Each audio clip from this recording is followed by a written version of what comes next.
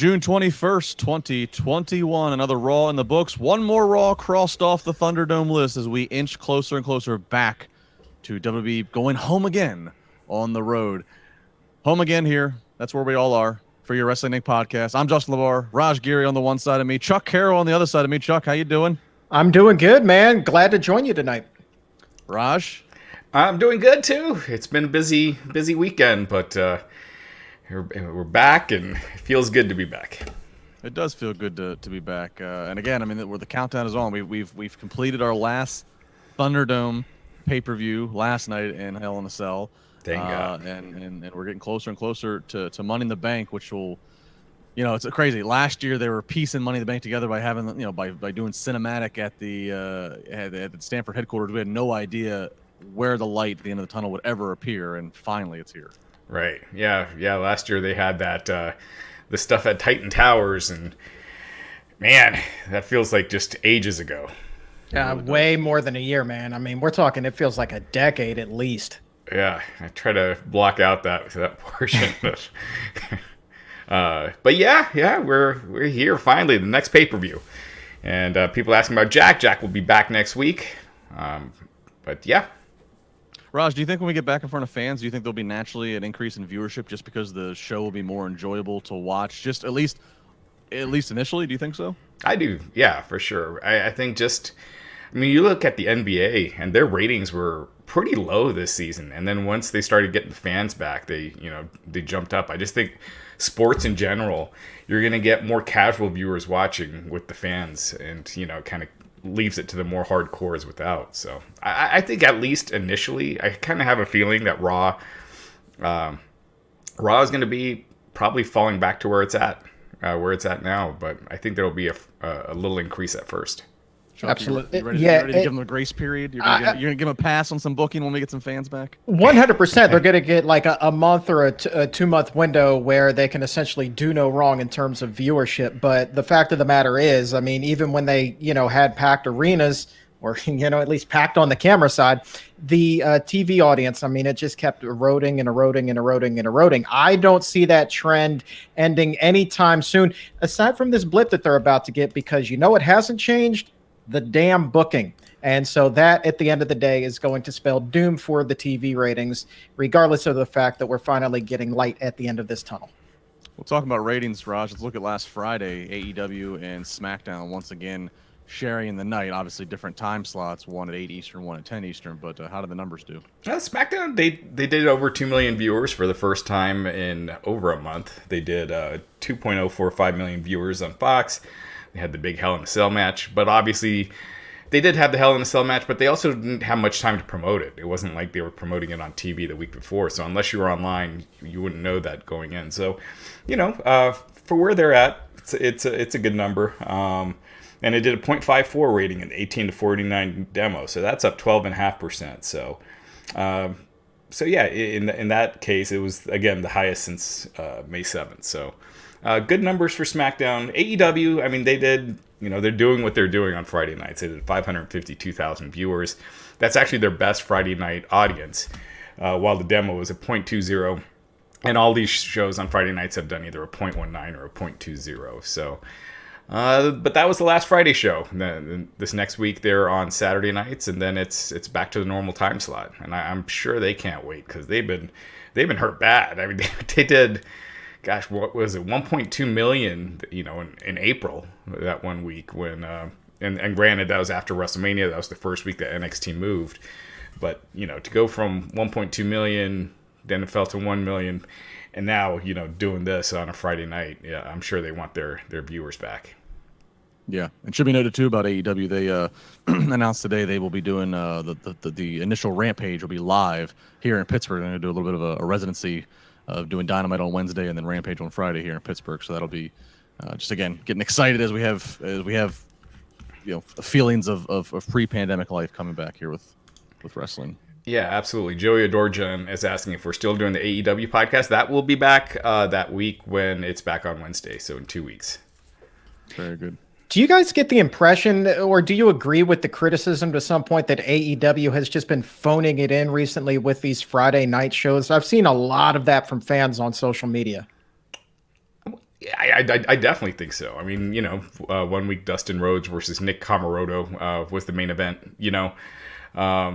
It's smart not to throw out the big guns when no one's watching. You kind of want to save that for when you're back. So I can't blame him. I think that's the right move. But yeah, I mean, there hasn't been much must see, and the must see stuff, the really interesting stuff they're doing, like how Saturday Night's Main Event used to do, or when Colbert, those guys, they put the big stuff at the top of the show since it's so late, and then the viewership trails off. So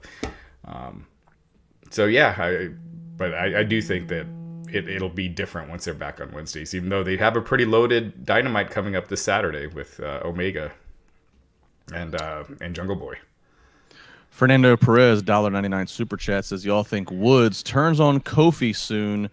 Hashtag we miss Jack. As Raj said, Jack will be back next week. But yeah, let's get into this Woods and Kofi and all. That's what's going to kick off Monday Night Raw, is we're going to see Bobby Lashley, MVP, and the harem of beauties come out to celebrate before being interrupted by New Day.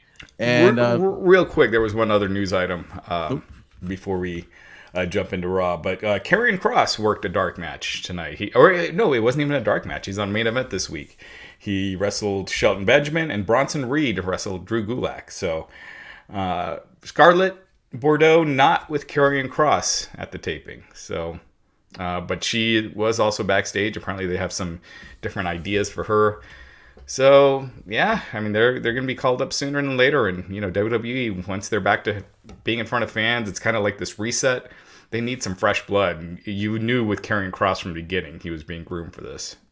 I can't remember there being a call-up quite like this where they did kind of a soft launch on main event. I mean, this is the first time, right? Am I missing something, or is this the first? There have been others. I know Chelsea Green in the past had worked some main event matches, but as far as like... But the NXT champion. Right, yeah, the NXT champion. While holding the title. Yeah, so that would be a first, I believe. This scares me. I mean, look, I said it... After Kross won it back again when he came back from injury, I said the next time he loses, if he loses, maybe they pull an Asuka, I said the next time he loses will be his last match in NXT. Yeah. And maybe that's around SummerSlam time, but this scares me. I mean, I knew he's inevitable. He's going to come to Raw or SmackDown, but this scares me to be doing, and not that nobody's watching main event, but just to see them even experimenting, I guess, with him without Scar. I don't know. This worries me.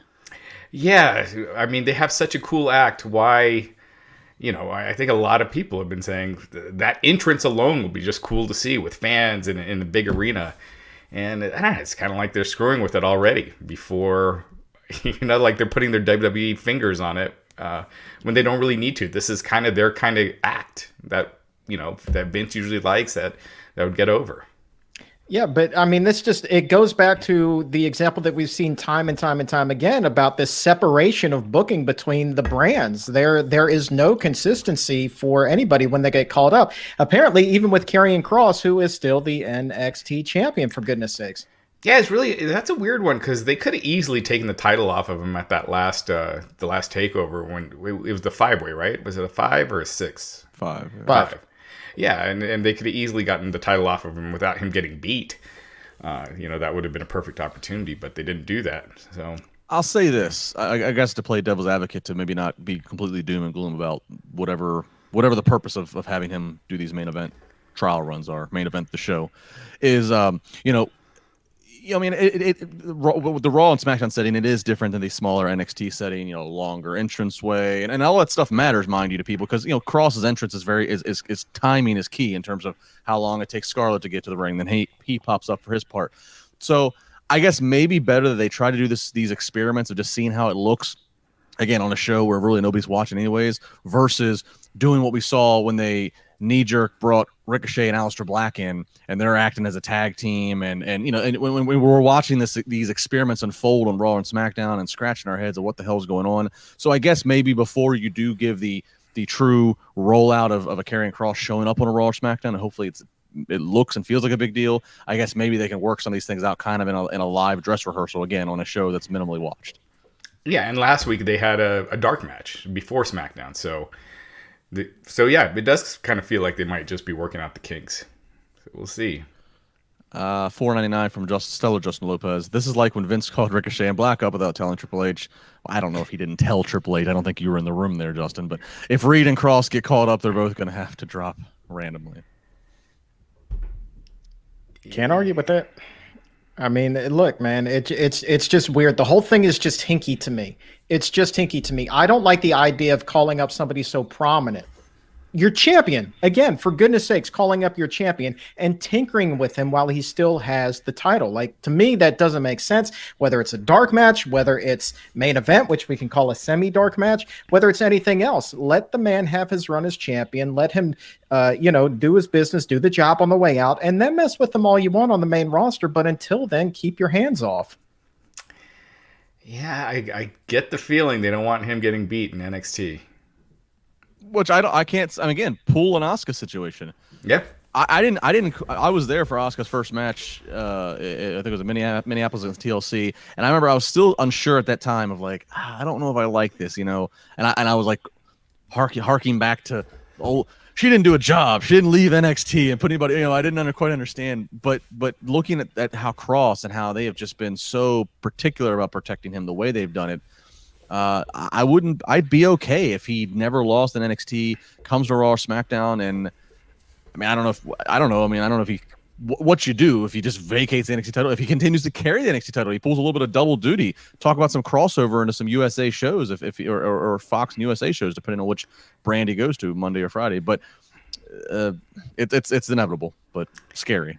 Yeah, and right now it's pretty easy for him to appear on multiple shows. It's going to be more tricky once they're back to touring.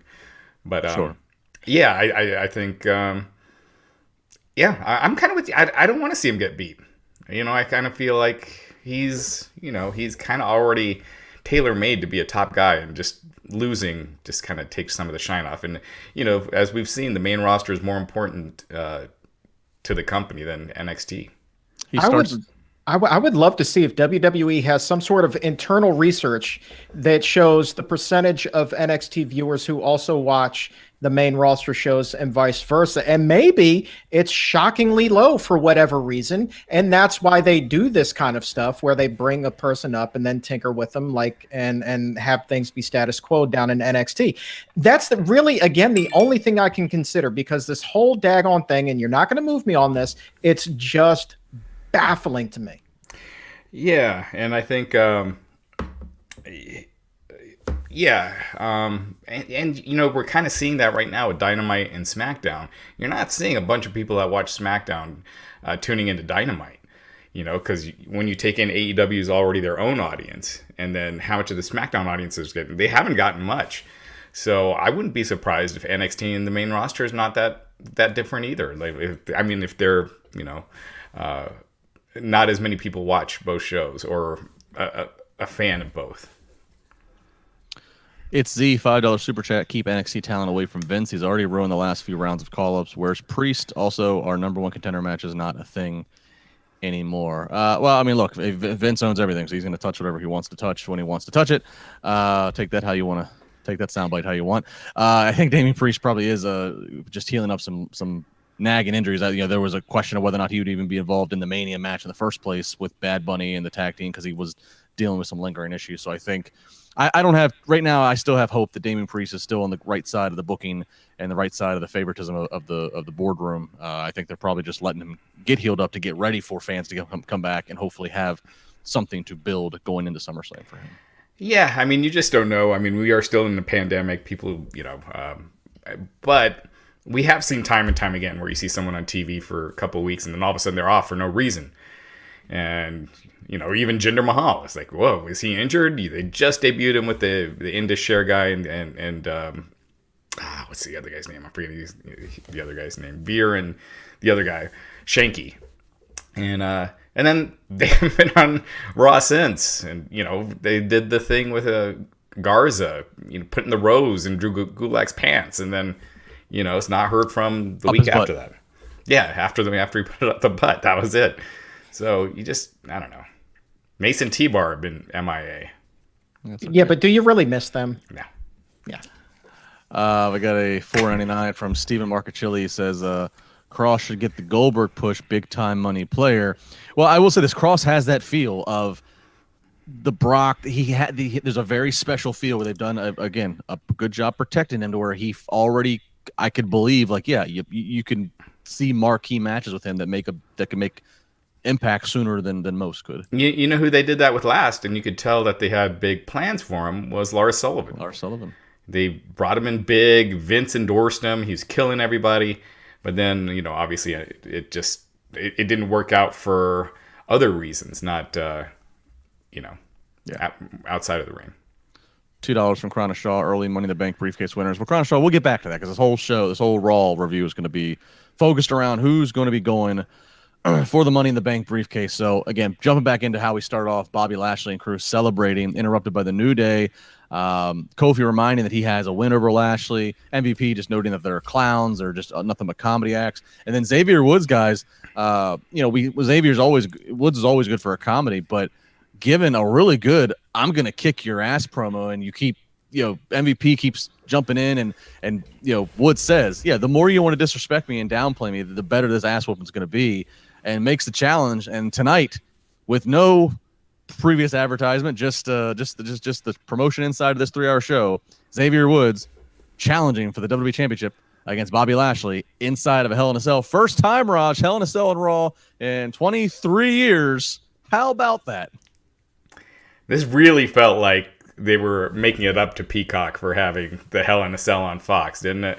Mm-hmm. Yep. All of a sudden, 4 Hell in a Cell matches over 4 days. I mean, it was it's really watering down this gimmick, but it really felt like they were doing this to make USA happy. Like, there were the reports that USA was not happy that the Roman Reigns match got pulled from Peacock to Fox, and this seemed like a way to acquiesce that.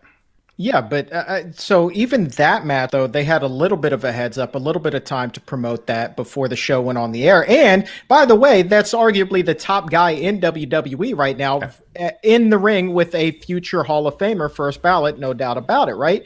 And on this side, no offense to Bobby Lashley or Xavier Woods, neither one of them are Roman Reigns or Rey Mysterio, and you don't get a heads up. You get no time to promote this match. It's just announced at the beginning of the show. I'm not sure that USA is going to see the bump in this that they were probably hoping for. Yeah, but even with Roman Reigns with that match, they only started advertising it the day before. Like, it wasn't like it had they had been hyping it on TV. I could see Peacock, because this is going to be an issue. Is the TV ratings going to be more important, or is Peacock subscriptions? Before with the network, they wanted those numbers up. Now they don't care. So are they going to be giving away these big TV matches? I mean, these big matches on TV for the big rating, as opposed to, trying to get the Peacock subscriptions up. Yeah, and this was I harped on it. I know other people like Eric Bischoff harped on it, rightfully so. When we found out that Fox was investing what they were investing in SmackDown, and the big talk was, okay, now we're going to have, SmackDown on Fox, Monday on USA. I thought it was going to be more about personnel. Oh, Reigns goes to this show. I thought it was going to be more about personnel and who's there. We're seeing it over petty gimmick matches. Oh, you move the right. Hell in a Cell match, So, and like we're still in the early stages of the next 5 years of this dynamic. And then when we knew that Fox was getting SmackDown, that was when we still had the WWE Network. Now the network's on Peacock. There's a whole other element to this. So this is going to get probably going to get murkier before we get into clear blue waters of the booking being decided upon by these panic button situations to appease everybody. And to I think to Chuck's point, I don't think there's going to be the USA is not going to see some great, I don't think, increase, because there's a first ever Hell in a Cell match in 23 years between Bobby Lashley and Xavier Woods. Yeah, and the title wasn't on the line, right? It was a non-title match. I misspoke. Yeah, you're right. It was non-title. So yeah, I mean, could you imagine Rupert Murdoch being like, someone get me Vince. We need to get that Hell in a Cell. Yeah, it's weird. You kind of always saw it coming. Now more with Peacock, it adds a whole different dynamic, because now WWE is promoting things on a app that's owned by the competitor, Fox's competitor. So it's a different animal now. And next year is when they're supposed to really start beginning negotiations for the new TV deal. That'll be 3 years then since they signed these current deals? Because that'll be about right? Yeah. Yeah. So it was because they start negotiating like 2 years earlier. So yeah. So it's probably start next year. Watch, maybe Fox is going to start asking for like their own equivalent of a pay-per-view, like their own specials, kind of like no, seriously, they might to say, look, we want you to build these Friday storylines to pay off at our big special, not to pay off on Peacock. Right. Yeah. I mean, I don't think that's out of the realm of possibility to have happen. As we go. Jody Shauna Jenkins, $5 Canadian. You might not agree, but I will tell you now that when Cross comes up, his gladiator trunks will be his downfall. Those are a little cheesy. Those are a little cheesy. I liked his old gear better. We shall see. So, all right. So that's what we get. So Xavier Woods challenges Bob to a Hell in a Cell match for later nights. That's your main event. Backstage, we see AJ Styles. He cuts a little promo on the Viking Raiders, how dirty and disgusting these Viking Raiders are. That's right ahead of Styles having a Money in the Bank qualifying match against Ricochet. And this would start a theme, gentlemen. This would, of course, be Ricochet's the underdog. Some sequences out of this that just look like a video game of what these two could do. But then ultimately it comes to where we get a little bit of outside distraction with the Viking Raiders out there. Almost ends up going through the barricade, which can we please stop the barricade spot, by the way? Strengthen your barricades if they're going to collapse every week, by the way. And Ricochet, though, ends up getting, because of distraction, a roll-up victory on AJ Styles. So the first of several roll-ups and the first of several underdogs getting an upset win. Chuck Carroll, are you a fan of Ricochet beating AJ Styles to qualify for Money in the Bank? I am. I like this match very much, except for the roll-up ending. I think that's done to death. If, roll-up finishes were a drinking game, I'd be a full-blown alcoholic. But I love the fact that Ricochet won this just because he is the perfect person to be in a Money in the Bank ladder match. He's just going to bring this next level element to that match at the pay-per-view. And you kind of like knew what who was going to go over before the match even started, because clearly, I mean, AJ and Omos, they're in a feud right now with the Viking Raiders, so it would make no sense to break off AJ and have him do his own thing. And Ricochet's so good in a match like this, of course he's going to be the one to get the win here tonight. Yeah. And AJ, they could still put him in it. I mean, but I have a feeling it's probably going to be him and Omos against the Viking Raiders at the pay-per-view. But yeah, they're doing that second chance thing next week. It's AJ, Drew, and who was the other one that lost? Orton. Orton, yeah.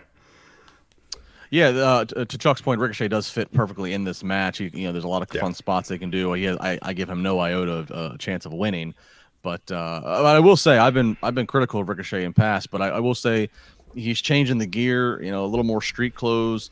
They had him, they showed a pre-tape promo while his entrance was happening. He's talking to a third person, but still, I do feel like he's starting to round about and try to find, who Ricochet in this WWE parameters is. But he will make for a fun Money. Like, he's also gonna be great for the fans coming back. He's a great guy to send out there for an opening match for a live event, just to get people up on their feet. Ricochet should always be in Money in the Bank. Like every year, he's perfect for that. Absolutely. And to your point, Justin, I thought his promo was good. We were talking about Kofi and Xavier earlier. I thought their promo was really good once they got away from the comedy. I feel like they've really, I've said that the past couple of weeks, but they've really turned it up with their promos when they get serious. And I'm curious where they go with Kofi and Xavier, if they have a plan. Yeah, people been waiting for the turn forever on New Day. I mean, New Day's been around for an eternity by today's standards, and everybody's been waiting for that turn. But I have a feeling the guys in New Day have probably been pitched the turn several times and have probably very sternly said, no, it's not time to do it yet. We can still do something else. Yeah. Terry Allen Jr., $5.16. The fans need to be cautious within the arenas and anywhere while the virus continues, with many not vaccinated. Thank you for that public service announcement, Terry. And Sahil, $5. Raw should be called Monday Night Hoo-Ha. Nikki Cross, now Mighty Molly, and was hoping to see Drew get attacked from Jinder or something more. We'll get to the Nikki thing. And yeah, I think Drew, as we look at who has the last chances again next week, we can start to maybe do some deduction of options there. Drew seems like usually Money in the Bank, and there are obviously exceptions, but usually you don't really put your top guys in Money in the Bank because they're already in that title picture. Usually you have your Sandows and your Otises and your Jack Swaggers and, you know, like mid to upper level guys that aren't probably in the world title picture who could use this to get there. So yeah, I don't see Drew getting in. All right. Well, we will we'll touch more on who else does and does not qualify as we roll along here. We see Eva Marie backstage, and she explains to the interviewer, who she can't remember his name, that she had a cough last week. She coughs into her hand. Very not COVID-19 safe to do right there in front of maskless coworkers. And she says that instead, she didn't want to disappoint the fans and just have a match scrapped. So her protege, who she names Dewdrop. That's if I got that Dewdrop, and it's of course Piper Niven, who's getting ready to say her name, Piper, and no, she is Dewdrop, and so she, Eva Marie and Dewdrop are going to have a tag match against Asuka and Naomi. Again, this one a Money in the Bank qualifier for the women's, where both competitors on each team will get in if they win.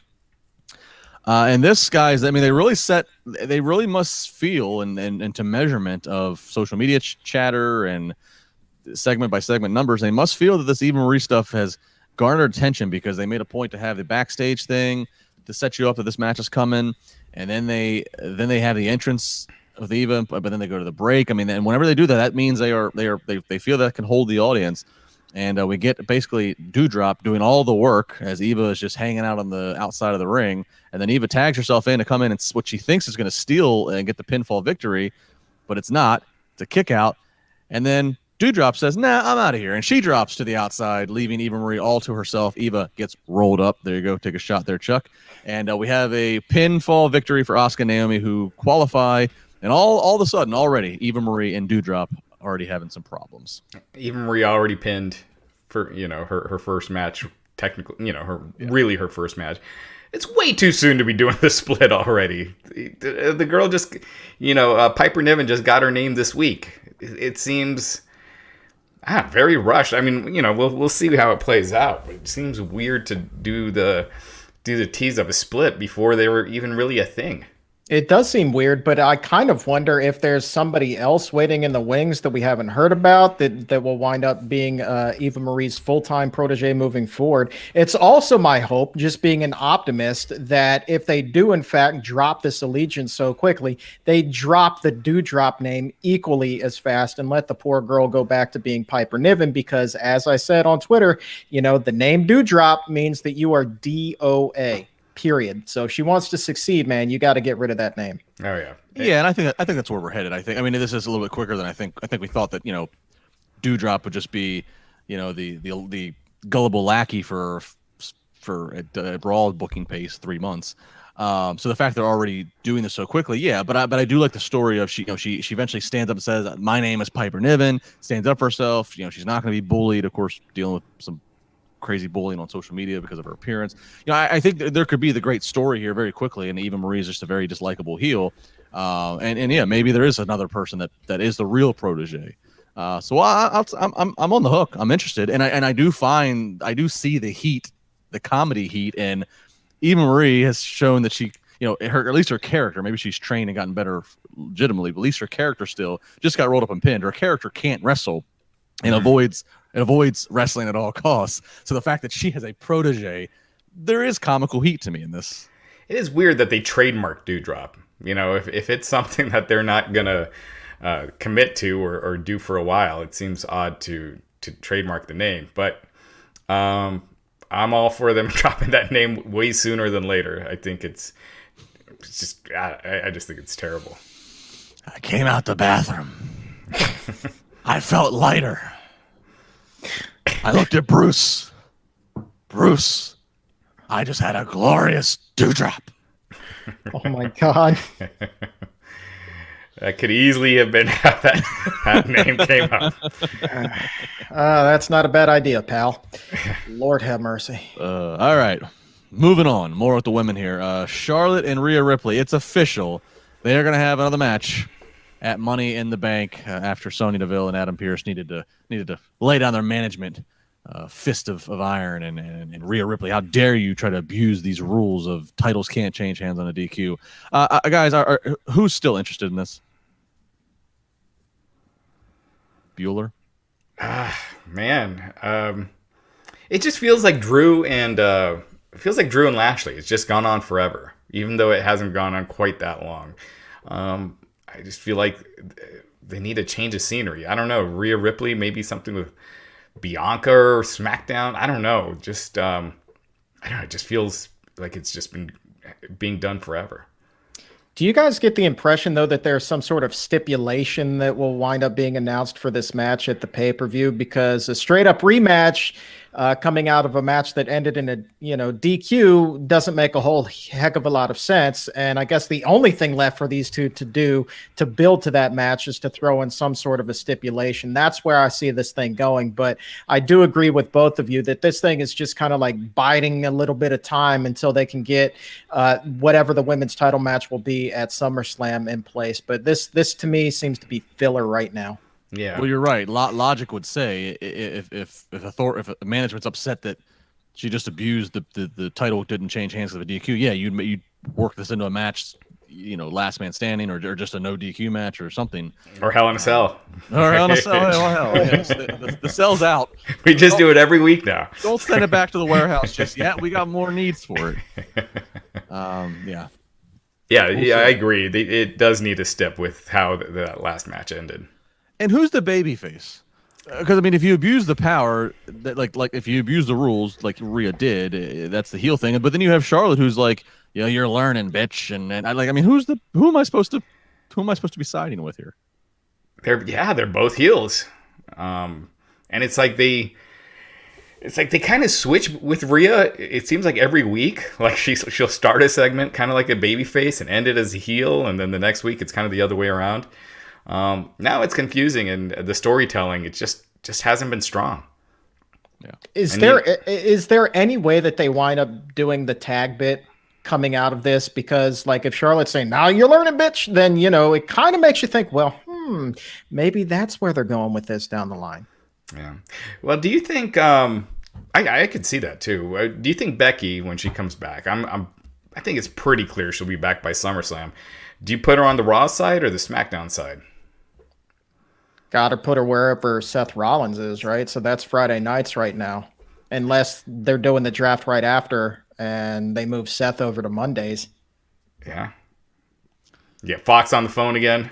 Yeah, I hate the whole we got to keep the happy couples on the same tour type of thing. I know it's a reality of life and morale, especially if it's two people who are like upper, like Seth and Becky are, but yeah, focus on your business. Put her where you need her. Put her for business sake.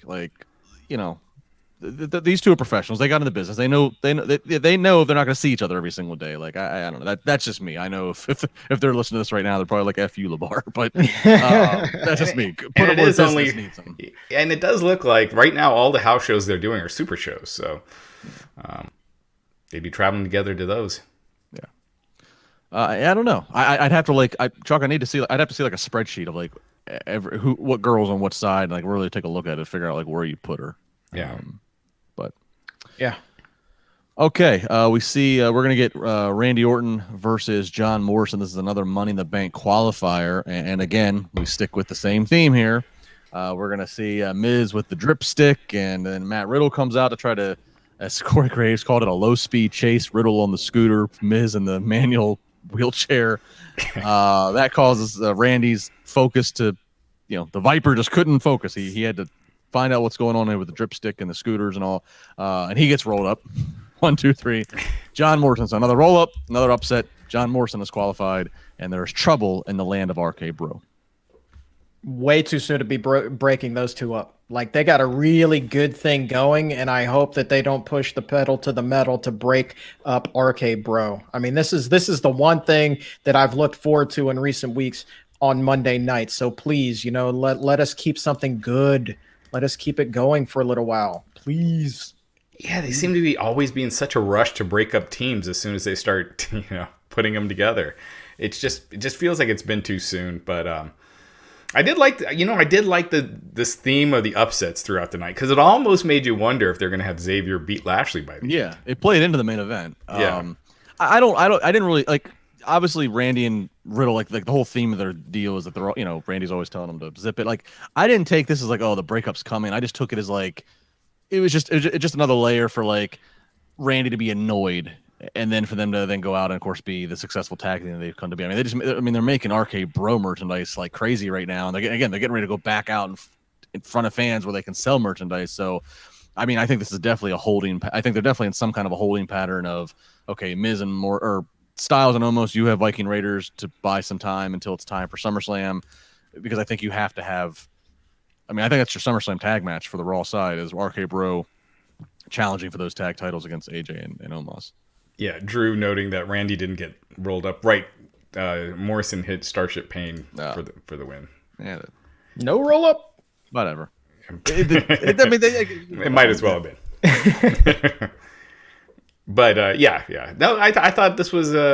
You know what? I thought Raw tonight, just in general, they really felt like they were trying not to repeat matches. Like, it felt like all the matches felt pretty fresh or new. It's not ones they've been doing to death. Of course, next week we're going to have Elias and Jackson Ryker again. But at least for this week, it felt like they were really trying to freshen things up.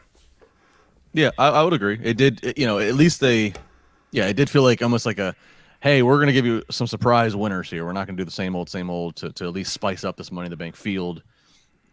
So yeah, I didn't look in dread of like, okay, what time is it until about an hour 45 in. At that point, I was like, all right, what time is it now? Right. So that's it better. Usually I'm inside the first hour before I'm doing that. Yeah. Our buddy Jax Callen's $4.99 with match announced for Raw next week. Randy gotta win it. I would agree with that. I would absolutely agree with that. Of the three guys that are in that second chance match, I can absolutely see Randy going over there. Yeah. See, I could see. I don't know. We have Styles and Omos need to do something with the Viking Raiders. They use Drew there, but I could also see, as we'll get to in a second here, there's a pool of angry superstars, Jinder leading that charge, that aren't in the consideration, and that hinted at, let me be an alternate if somebody gets injured. I could see Jinder and his crew attacking Riddle, who is in, and maybe it's a tag match at Money in the Bank between RK Bro versus Jinder and one of his. I don't know, like somebody's getting pulled out. There's obviously they're going to go this alternate route, or they're going to at least go the route of somebody being attacked and being put in the situation of not being able to make it to the match. It's just a matter of who makes sense. Or does Jinder go after his old 3MB buddy? Right, because that would be it, right? That would be the field for Raw, because they still got to pick 4 people from SmackDown. So it's one of these 3, or the loser. I mean the winner of the second chance match. And I could actually see that as a decent match for Drew at SummerSlam, just given the storyline. Former best friends now at each other's throats.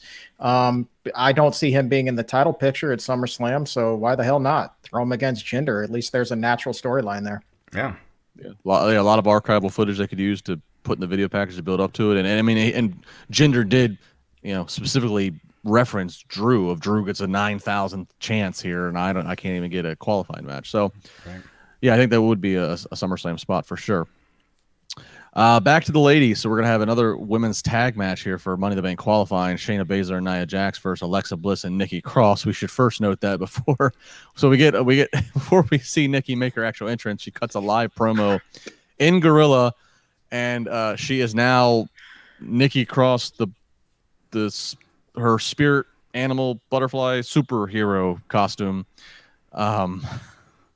It's a superhero costume, yeah. Yeah, and Corey Graves. It's a bad one. It's like a cheap looking one, like a kid's, like a kid would have made it.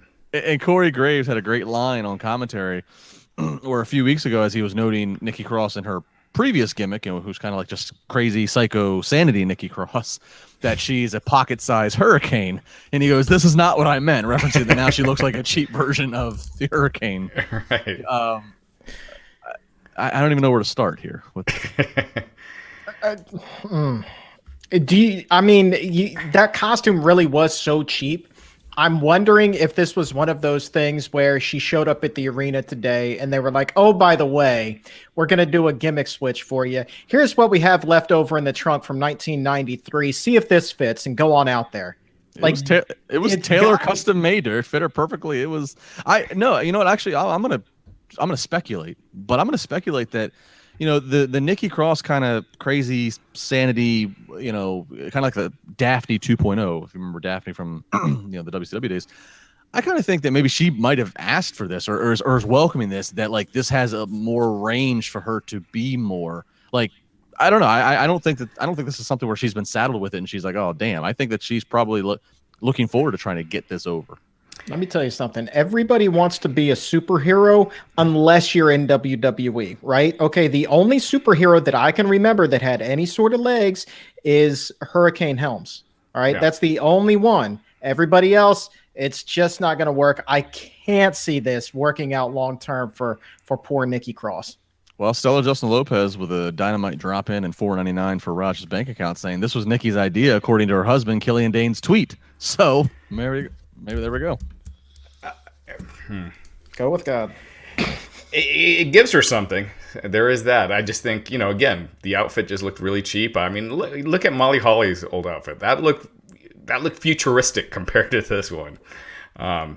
Futuristic. So, yeah, I mean, it just looked bad. But it just stands out too. So maybe that's the point.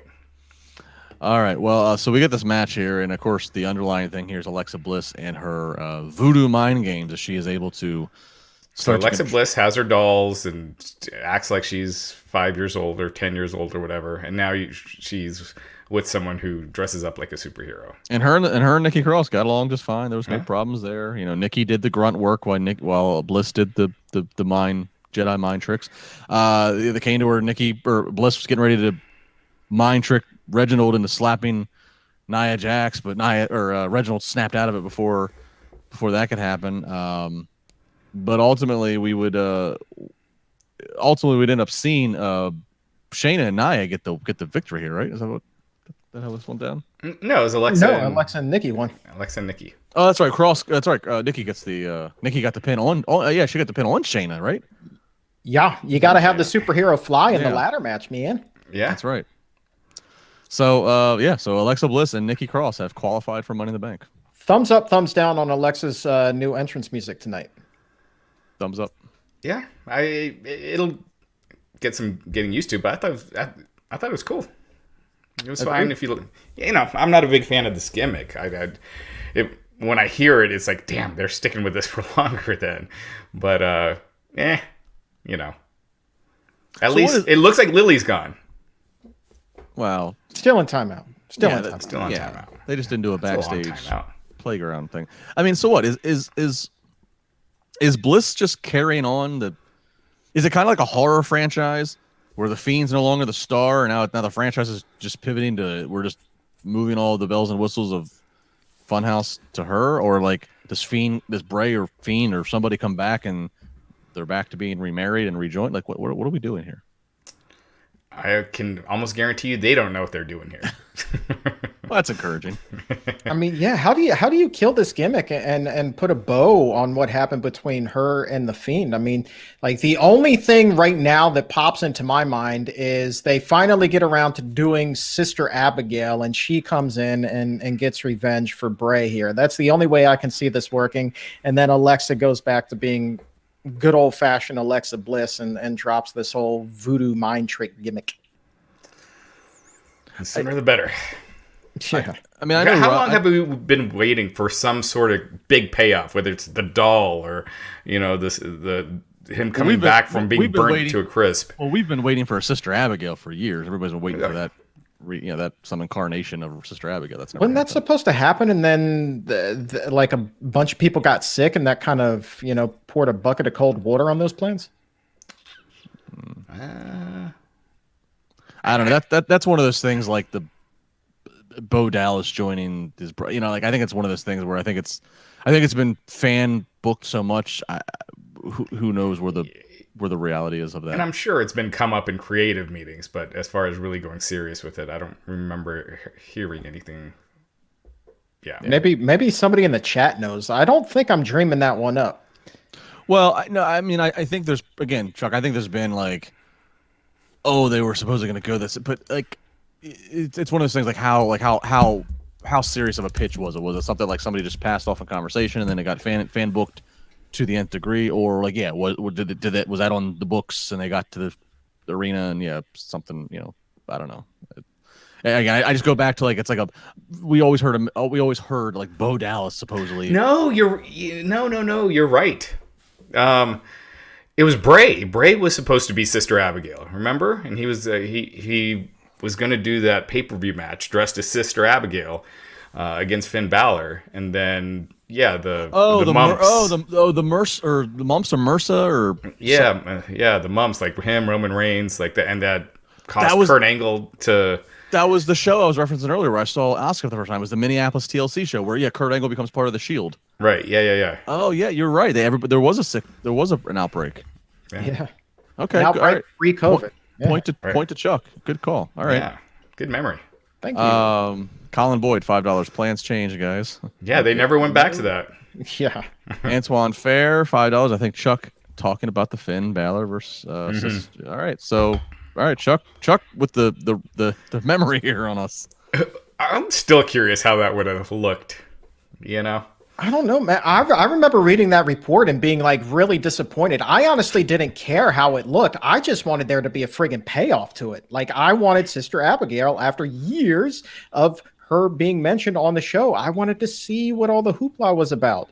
And now I think that we're all going to our graves having no idea who the hell Sister Abigail is, could be, would be, should be. It's just never going to happen unless she comes back and gets revenge on Alexa Bliss.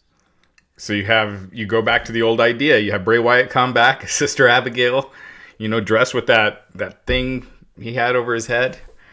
And I mean, Alexa Bliss does have a win over Randy Orton. And they do have a vaccine for the mumps, so that should be out of the picture here too. Right. It just seems like the entire room of Bray Wyatt booking ideas in the last 6 years is just one giant pot fest. Dumpster fire. Oh my god. Well, we continue on. So Jinder, Sheamus, Cedric, Jeff Hardy all bitching that they all have reason that they should be involved in Money in the Bank, so we'll see what happens there. All right, we get Drew McIntyre versus Matt Riddle, another Money in the Bank qualifying match here. And it is kind of odd. I think commentary acknowledges that we're 24 hours removed from McIntyre losing a match, which the stipulation was if he loses, he no longer can challenge for that title as long as Lashley's holding it. Lashley's still holding it, but yet he's trying to qualify for a match, which would then get him a briefcase to have a title match whenever he wants it, which kind of counteracts the whole stipulation of last night in a weird way.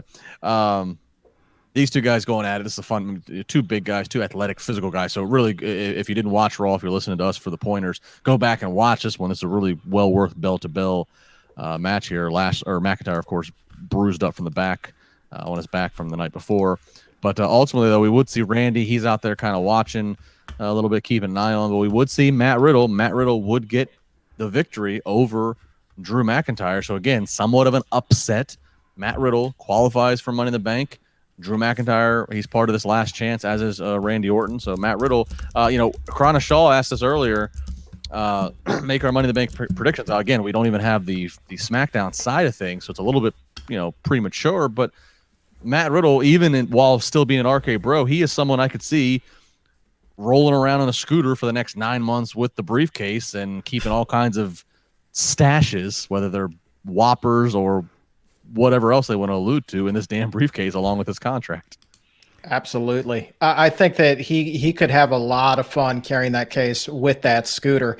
And I'll tell you, the thing that really strikes me when I see Riddle wrestle the kind of match where he's able to live up to his potential in the ring is just, he is the exception to the rule where he has this kind of goofy character, but he actually is given the opportunity to go in the ring and be a friggin' beast, lean on that MMA background and look like the total badass that he is, as opposed to, the Spicoli version of him outside of the ring. So he's the exception to the rule here. And I have to commend WWE for allowing him to have this kind of juxtaposition of character, man. I really enjoy what it is that he brought to the table tonight.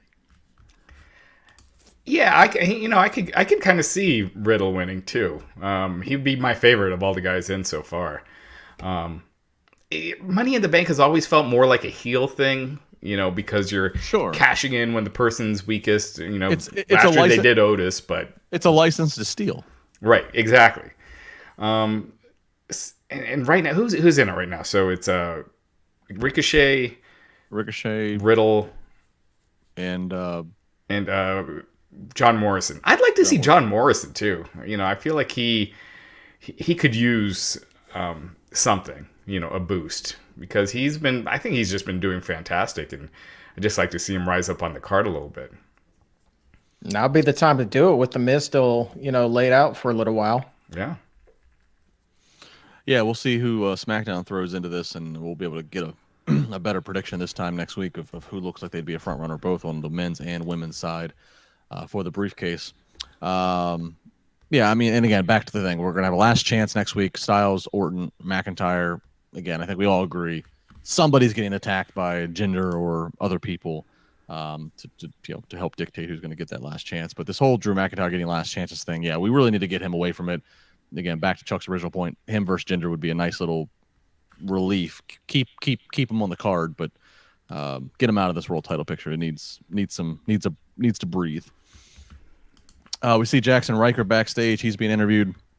He confirms that next week, him versus Elias in a strap match. And so we got that match. We got the last chance triple threat. So they're already building up with some matches next week. Are you surprised they're doing this Ryker Elias strap match next week and not holding it for pay-per-view, or are you happy about this? Apathetic, man. Apathy to the max. I just could not personally give less of a bleep here. It just does nothing for me. I think it's better to do this match while there are no fans, so you could at least pipe in crowd noise, because at the pay-per-view, I think fans would just crap all over this one, especially when you got 2 Money in the Bank ladder matches. I think this would die a slow death. Colin Boyd, $5 super chat. With rumors of Vince knowing things are stale, do you think they were holding back during the pandemic and are gearing up the TV for crowds now? Well, I mean, to rumors of Vince knowing things are stale, I mean, Vince, I don't know. I think Vince looks at the profit and loss, and they're they're profiting at an all-time great. So I don't know about the rumors of him knowing things are stale. I do agree that I think just collectively they all, see, okay, now they have crowds back, like we need to like roll out in a big way, and which is why SummerSlam will probably feel like a WrestleMania in terms of the marquee matches. I had said weeks ago I thought Roman Cena and Lashley and Lesnar were the 2 biggest things you could realistically do, and I think that I'm going to be right. And then I think the night after SummerSlam will feel, or 2 nights after SummerSlam when they have Raw, will feel like a Raw after Mania. I think we're going to see returns or debuts or what have you, and yeah, they've been waiting a year and a half, guys, to unload to shoot their best shot. Yeah, I mean, they haven't been bringing back Cena or Lesnar, during the time off, or at the Thunderdome, and there's a reason for that. They don't want to lose audience, but they don't also want to pay the big money for these big stars like Lesnar, during the pandemic when you don't have crowds. So yeah, it makes sense that. I think this next month is going to be painful because I don't think there's much going to happen, at all until we're back to in front of crowds, because they're going to want to hold off on anything big with the live reaction.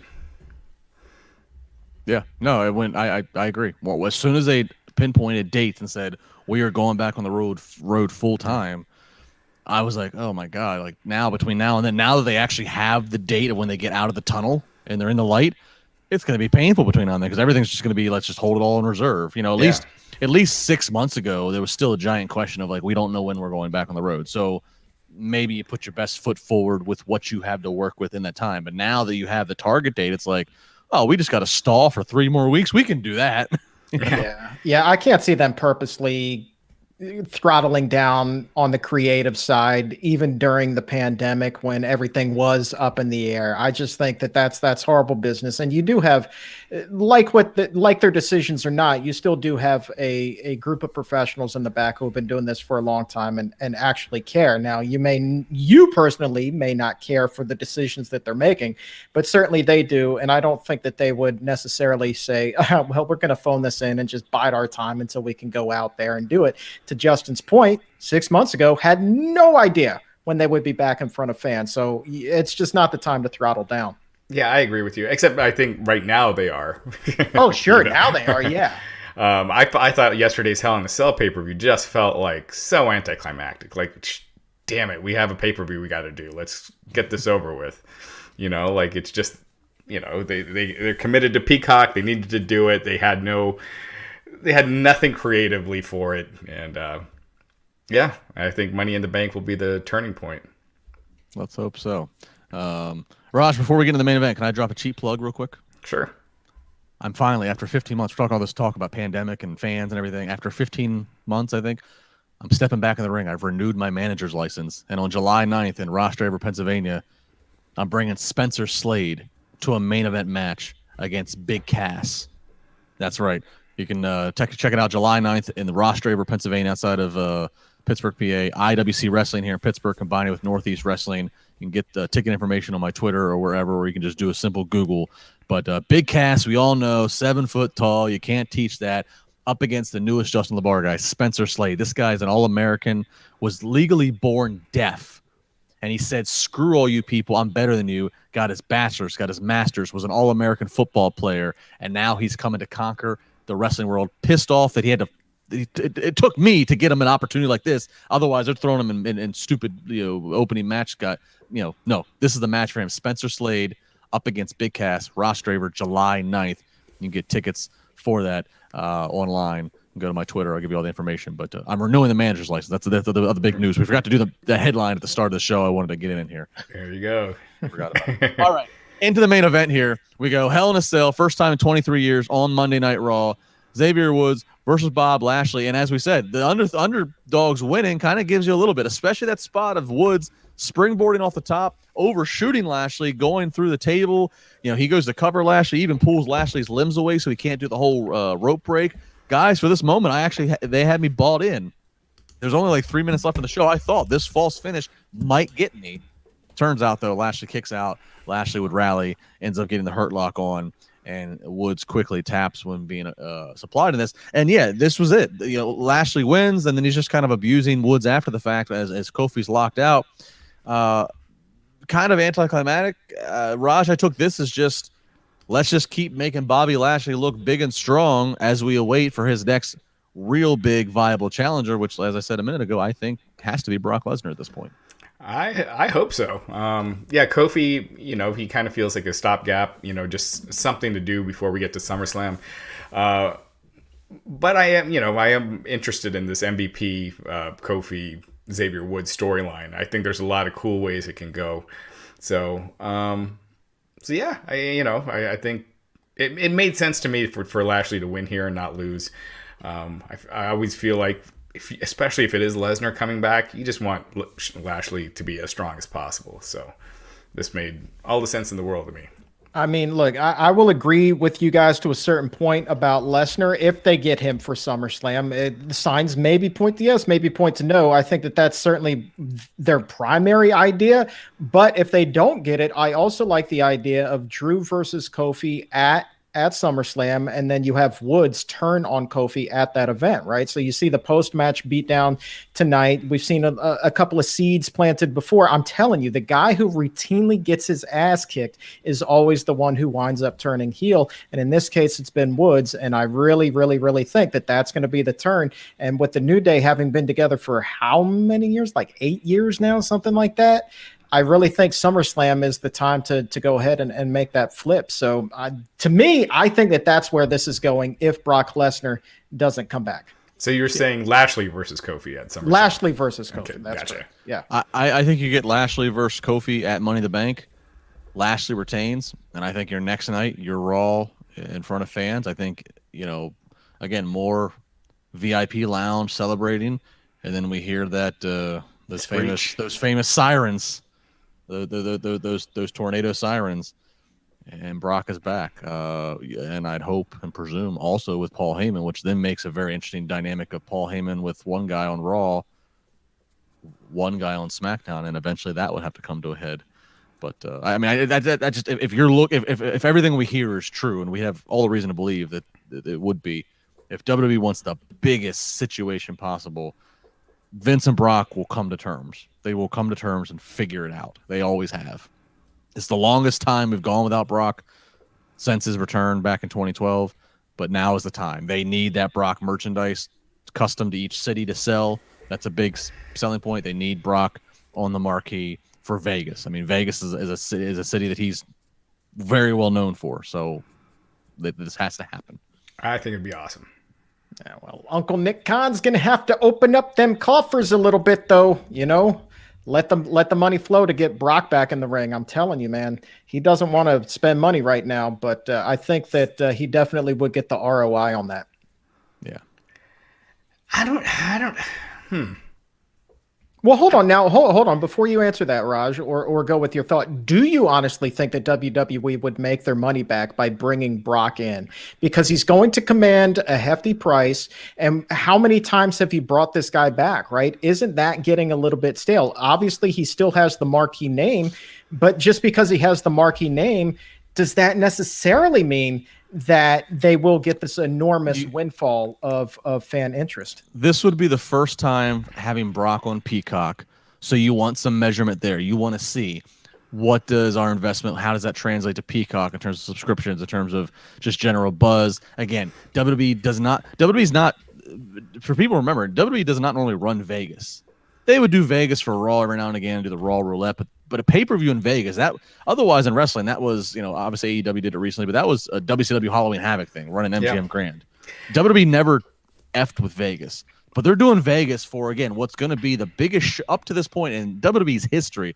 This is going to have to be one of the biggest shows they've ever done, because it's the first time in their history they're coming out of a global pandemic where they were forced to be sidelined without fans. So this show has to be as big as possible. So you need everybody who you realistically can get. If Taker's truly done, he's out of the picture. So who do you realistically have? You have Brock Lesnar, who can still go and you can pay. You have John Cena, who isn't working on a movie project on that day, so you can get him in.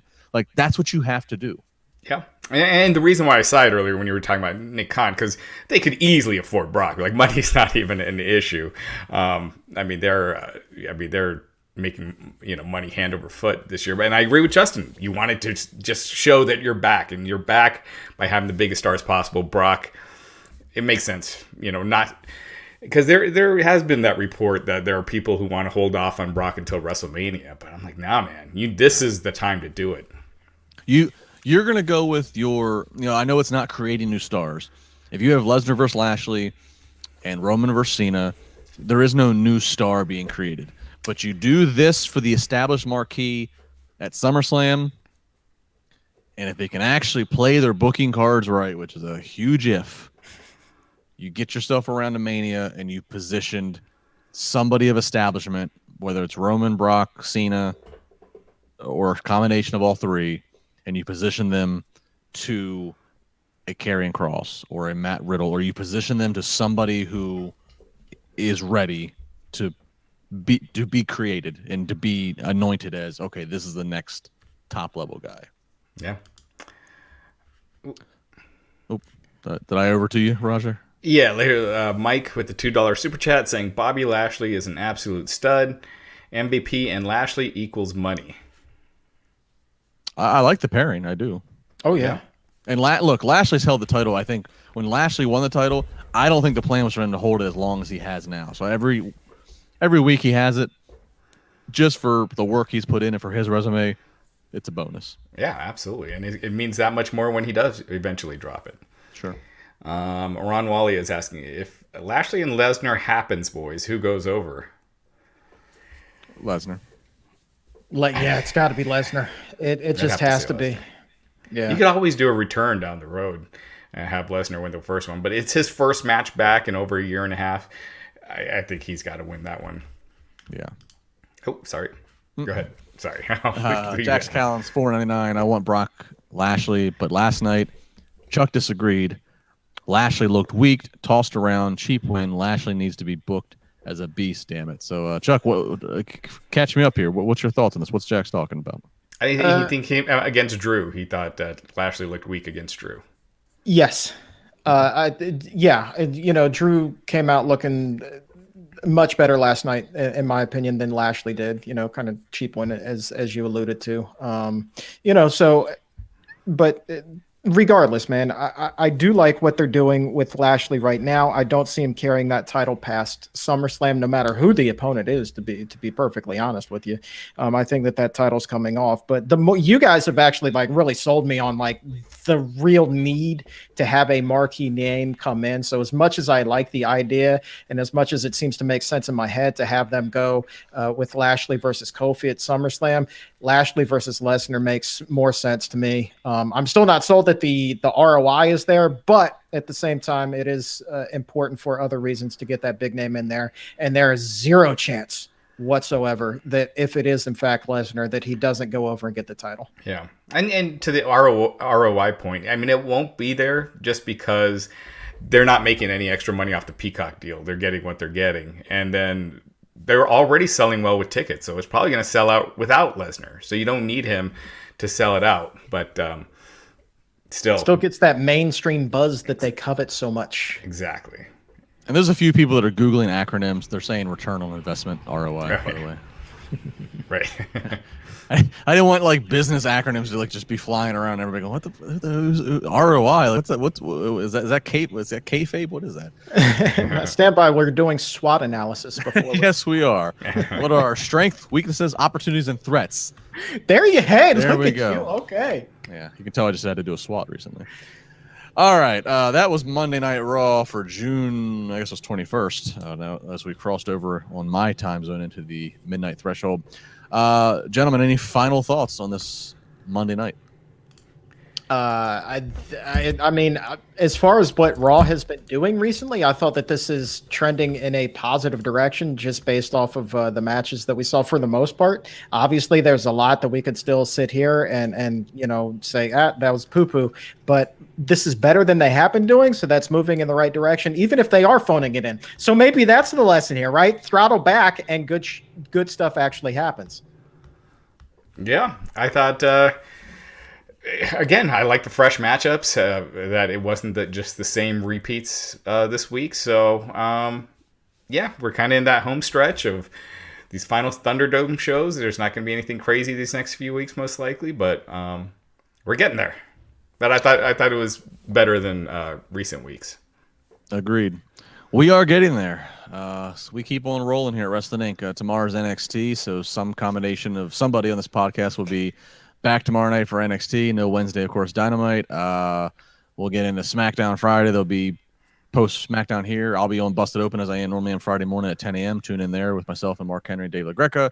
Make sure you hit the like or subscribe button. Leave a nice comment. Please be nice. Tell a friend. You can check it out here on YouTube, Twitch. Subscribe to any of the audio channels if you don't want to see our faces. That's understood. All that good stuff. And, of course, we'll be back next Monday night for another edition of Raw as we count down the end of days for the Thunderdome. He's Chuck. He's Raj. I'm Justin. Have a good night. Have a happy Dewdrop. Thanks for joining us.